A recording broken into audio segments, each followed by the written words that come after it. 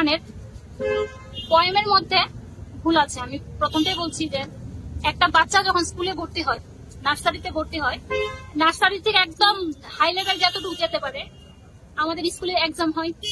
এক্সামের মধ্যে প্রশ্ন নিতে, পরীক্ষা নিতে ভুল থাকে। এসে ওরা টিচাররা এসে বলে যে এই জায়গাতে ভুল হয়েছে, তোমরা ঠিক করে নাও, যে এই জায়গাতে ভুল হয়েছে তোমরা কেটে এটা ঠিক করো। কিন্তু বিগত আমাদের টেট 1 পরীক্ষা যেন গেছে, ওরা একবারও পয়েন্টটাতে যে ভুল করেছে, একবারও ওরা বলেনি কিছু যে এটা ভুল হয়েছে, আবার আমাদেরকে কিছু জানায়নি। এরকম সেম টেট 2 এর একটা প্রশ্ন ক্রিয়াপদ আর ক্রিয়াপদ নিয়ে একটা স্যারের সেদিন এটা নিয়ে খুব একটু হেসেই বলছে, স্যার জিজ্ঞেস করছে স্টুডেন্টকে তোমাদের কি এটা ভুল হয়েছে, তোমরা কি বুঝতে ভুল হয়েছে? না স্যার, ঠিক আনসার, সঠিক আনসার দিতে পেরেছ? হ্যাঁ। তারপরও এটাতে স্টার দিয়েছে, কারণ তারা জানে এটা ভুল করেছে, তারা প্রশ্নটার মধ্যে ভুল হয়েছে, তার জন্য ওরা স্টার দিয়েছে। কিন্তু তাহলে আমাদের কেন দেবে না? টেট 1 এর তো কবিতাতেই যে নোবেল পুরস্কার পেয়েছে রাইটার, তিনি কবিতার পুরো লাইন একটা ওয়ার্ড চেঞ্জ করে তো পুরোটা কবিতাই চেঞ্জ করে দিল। তো এটা কি হলো? আচ্ছা, আরেকটা প্রশ্ন, মানসিক স্বাস্থ্য। এইবার তারা আনসার দিয়েছে মনের স্বাস্থ্য। কিভাবে হয়? কিভাবে হয়? আমি যে একজন প্রতিবন্ধী, আমার তো শারীরিক তারপর মানসিক, আমি দুটোই হওয়ার কথা। কারণ আমি আজকে মনটা ভালো আছে, কিন্তু আমি হাইয়াতে যেতে পারছি না অন্যখানে, কিন্তু আমার তো মনটা তো ঠিক ভালো নেই। তাহলে আমাদের এই বই আমরা রেফারেন্স দিয়েছি, এনসিইআরটি রেফারেন্স দিয়েছি, তারপর তিনি দেখছেন। তো আমরা কি করবো? আমরা কার কাছে যাবো? উনি আমাদেরকে বলেছে কোর্টে যেতে, আমাদেরকে টাকা দেবে কে? কোর্টে যেতে হলে তো টাকা লাগবে, কে দেবে? কেউ তো দেবে না।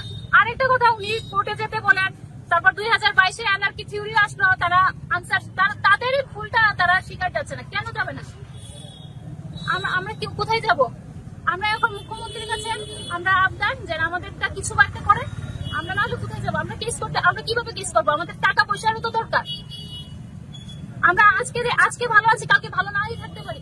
এই বছর পরীক্ষা দিয়েছেন, নেক্সট পরীক্ষা নাই দিতে পারি। আমাদের ভবিষ্যৎ নিয়ে কি হবে? কে দেখবে আমাদের ভবিষ্যৎটা? উনি তো আমাদেরকে এইভাবে এত ফল্ট করে আমাদেরকে বললো যে আমরা নাকি এরকম করেছি, 200 লোক নাকি টেট ক্লিয়ার ছেলেরা ওনাকে সাপোর্ট করেছে। কারা সাপোর্ট করেছে? যারা 90 পেয়েছে, ওরা ভয় পাচ্ছে, ওরা নাম্বার কমে যাবে, ওরা ভয় পাচ্ছে।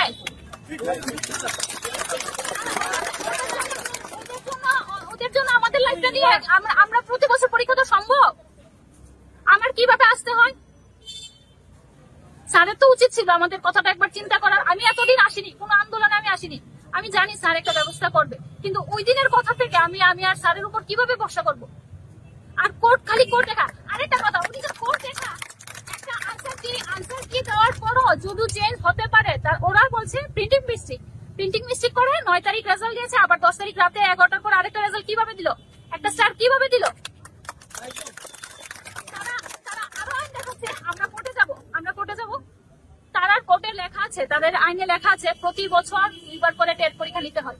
কয় বছর? আমাদের 2-2.5 বছর পরে, 3 বছর পরে টেট নিয়ে আবার বলছে তারা আইনের কথা। তারা আগে আইনটা জানুক না, তারপর আমাদেরকে বলুক। আমরা কি করবো? আমরা তো এখন মুখ্যমন্ত্রীর কাছে ছাড়া আমাদের কোনো আর রাস্তা নেই।